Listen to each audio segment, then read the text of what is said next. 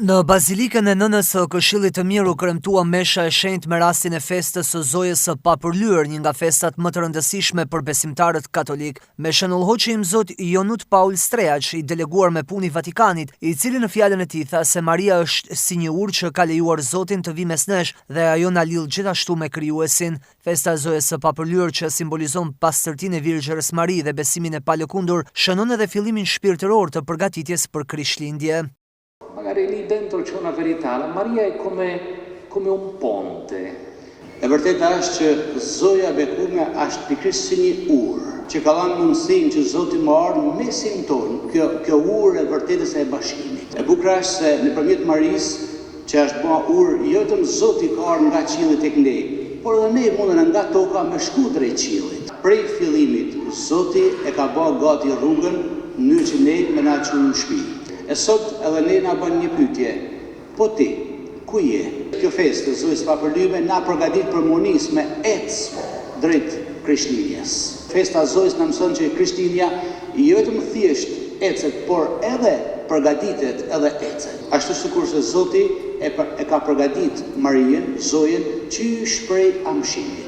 Zoti do në përgatit secilin prej nesh në mënyrë që ne ta pranojmë birin e vet, Jezusin. Edhe në përgatitje të linjës së Krishtit, Zoti ka përgatitur Marinë pikërisht të e rujt prej mëkatit. Sonte, gjatë kësaj kohe, ne si e përgatisim zemrën tonë për Krishtlindje. Me të vërtetë, a jena thjesht në pritje që të vinë Krishtlindjet, apo ne e përgatisim në mënyrë, po thojmë, aktive ardhjen e Krishtit. E përgatisim ndoshta me një rrëfim të mirë, ndoshta të i bën paqe kur ne të ngatrum familjen tonë, të e pajtu me njerëz të tjerë që shkojnë mirë, bana pak mas ndjeshëm karshin nevojave të vëllezërve që i kanë afër.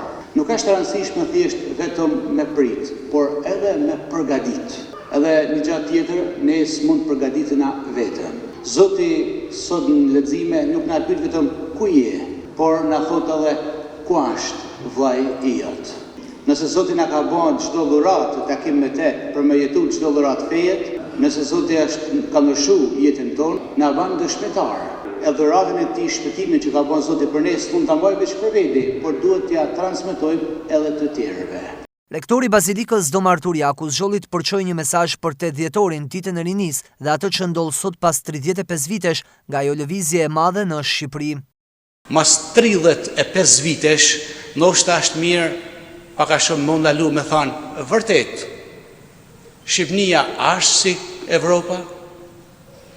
Një gjë është e vërtetë. Shqiptarët, pjesa më e madhe, janë bërë fakt evropian, sepse pjesa më e madhe kanë ikë, kanë emigru, kanë shku jetojnë në vende të ndryshme, por Shqipënia ndoshta është më pak evropiane. E pyetja është, vërtet, a kena prap njëjtën aspirat me kanë si krejt Evropa?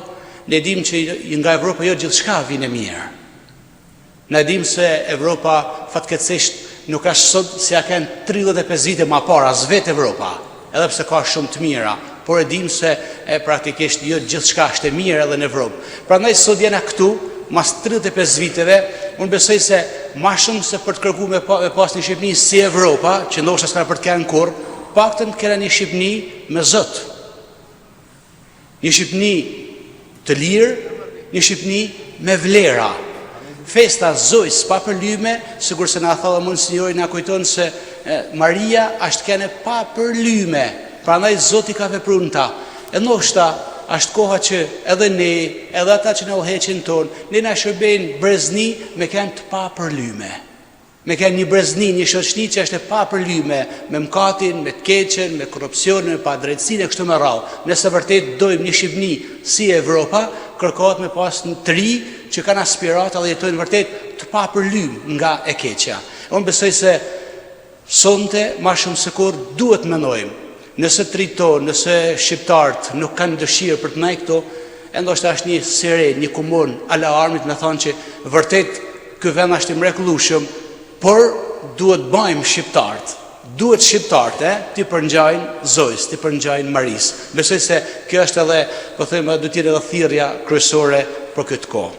Pas meshës në oborrin e bazilikës u krye bekimi tradicional i Betlehemit, duke vendosur në qendër figurën e lindjes së Krishtit, simbol i dritës dhe i fillimit të ri. Më pas u zhvillua ceremonia ndezjes së dritave të pemës së Krishtlindjes, një moment i mbushur me gëzim dhe emocion. Atmosfera festive u pasurua edhe me një program kulturor të përgatitur nga të rinjtë e bazilikës së Nënës së Këshillit të Mirë.